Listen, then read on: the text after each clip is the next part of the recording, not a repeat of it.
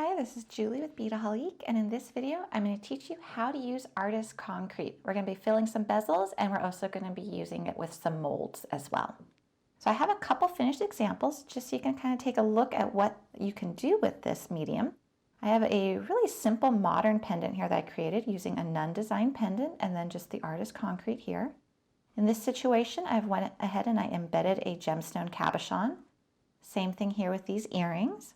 Here are a few little beads embedded into it, and then in this situation, I just filled a bezel, let it cure, and then glued a bee on top of it. So for this video, I want to teach you how to use the concrete itself. I'm not going to go into how to dye it with the pigments, but I do want you to know that there is the option to add color to it, and I'll show you that in another video. So here I have all of my supplies ready. And really quickly, and definitely feel free to fast forward through this portion if you're already familiar with how to use this, I want to talk to you about just a few prep actions before you begin your actual project. First off, this is concrete. Remove your jewelry. It is not an easy cleanup if you were, say, to spill it all over your wedding rings. So I'm going to take off my jewelry. And I am going to be wearing some gloves. This is not toxic, so it's not like I'm needing the gloves for that reason. I just find the cleanup to be easier. Speaking of not toxic, there's no toxic odors to this, so if you're used to working with things like resin, you know that the odor is really quite strong. You always want to work in a well-ventilated area and take all those type of precautions. Artist concrete, you don't need to do that. So it is powder, so you can wear a particle mask if you're going to be doing a lot of it. It just smells like concrete or dust, I think is the best way to describe the odor, but it's not a toxic or strong odor. Then you want to cover your work surface. I've got some parchment paper here. You can use wax paper, Teflon sheet, plastic, whatever you want. And then another word of precaution, I learned this today, is you might want to have a smock or some type of apron on. Because this is in powder form and it is concrete, let me just show you real quick. If you get it on your clothing, you can't just wash it off because that's going to start to make it become concrete when you add water. So you'll want to try to use like a lint brush or dust it off somehow, or maybe use some packaging tape, which is what I did when I got it on my pants today. So just keep that in mind as well. So yeah, I want to just tell you this couple things just to begin with, and now I want to show you how to use it.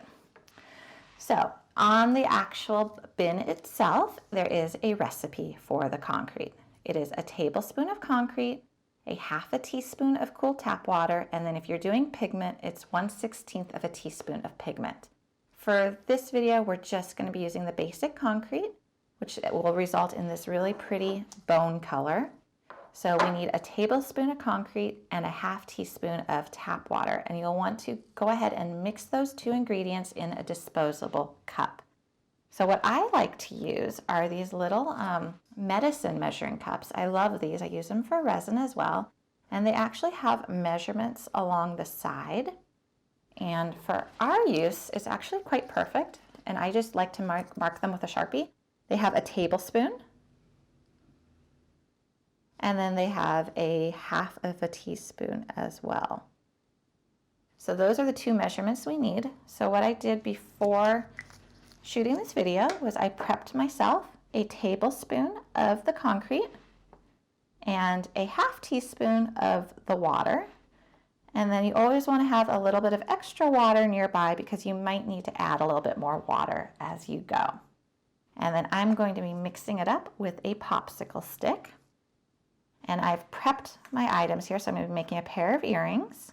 So I got these little bezels, and I just took a box lid and I cut a slit in it with my scissors, and I popped the earring finding into it because we can't pour it like that. It needs to be level, so it's a really easy trick right there. Speaking of level, we also need our bezels to be level, and if you look here, it's not laying flat, so the concrete will be pulled down by gravity towards the base, so we want it to be level with our table as well. So I'm just sticking my bezels on this popsicle stick so they're nice and even. And then I have a mold ready as well, and I do not need to use any type of mold release spray. So let's go ahead and mix our concrete. So we're just going to pour a little bit of the water in to begin with, and then start stirring, and you'll see it clump together.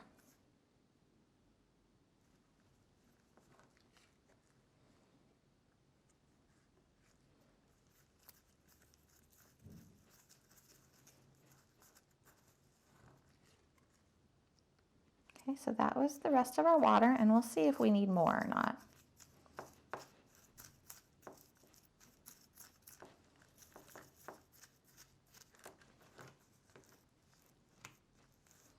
I am going to want a little bit more because that's a little bit thick.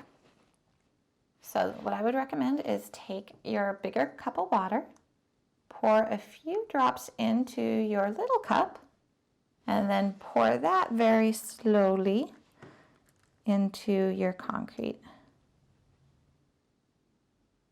And I just like to do that because if by some chance too much water flows into that cup initially, it's not flowing directly into my concrete.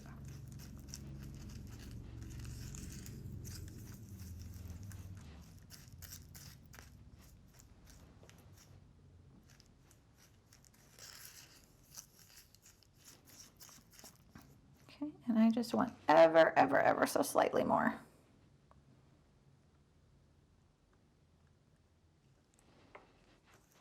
There we go. So that's about the consistency it should look like. So it is thick, but it's still something that you can easily pour or scoop out. It does start to cure pretty fast. If you're going to be embedding any objects, you're going to want to do it within the first 5 minutes.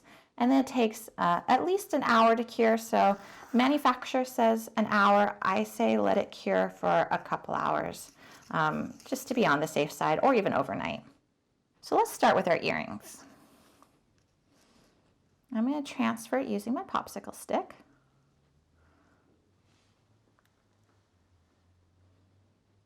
And I'm just going to put a little bit in the center. And I don't want to overfill this because I also know I'm going to be putting a gemstone cabochon in here. So I'm going to take my stick and push it out to the edge.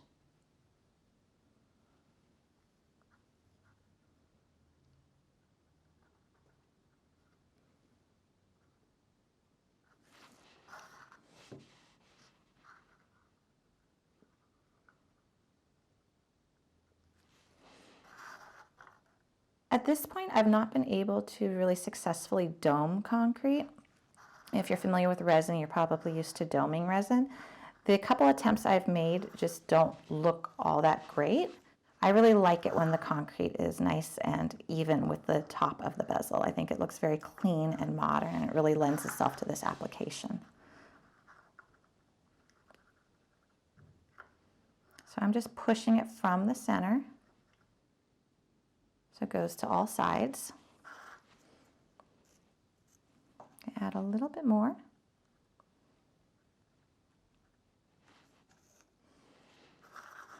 And I noticed it didn't quite go to that side right there, so I'm just going to push a little bit more. So those are pretty even, and now I want to drop in my gemstone.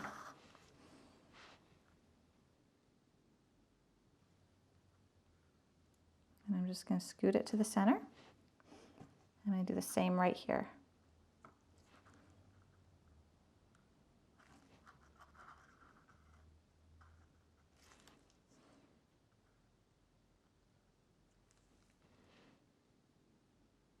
Okay, and then I'm going to let those cure. So that is done. I'm going to keep an eye on them for the first 5 minutes or so and just make sure that gemstone doesn't go anywhere and doesn't like slide to the side, but it should be pretty good.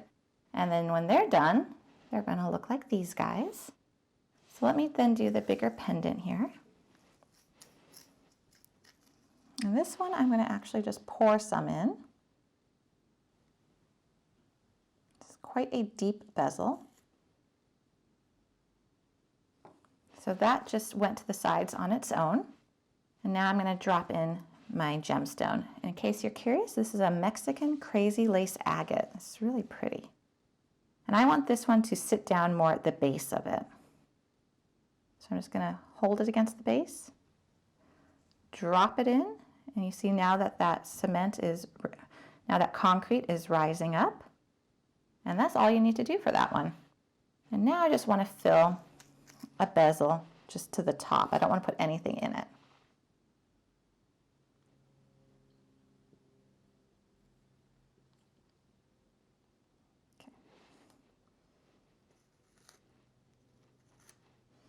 Okay, so that's just going along the sides. Hopefully I didn't put too much.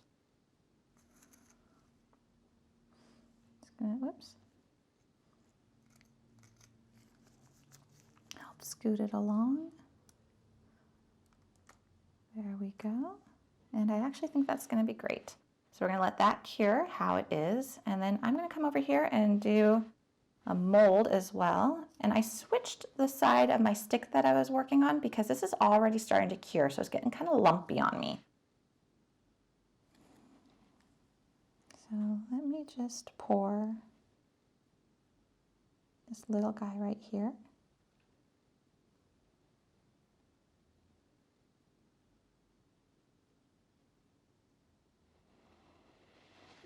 And I actually ended up over pouring that, so I'm going to end up with a lip around the outside of it, but it's going to at least show you the basic technique for how you would pour a mold.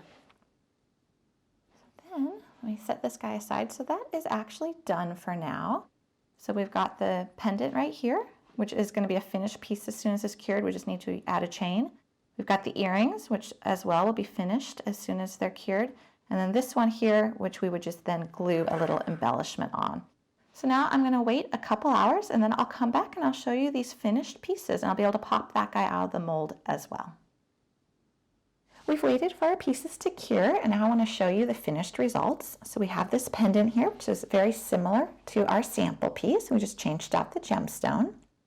And then we've got the earrings that you have here. And these are ready to wear.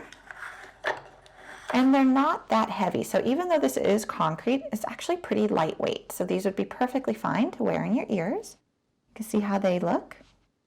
And then this piece here, which we just filled a bezel with the concrete, I wanted to show you what it would look like without anything embedded in it. And on this, we could just glue a brass embellishment. We could stamp it. There's a lot of different things we could do with it.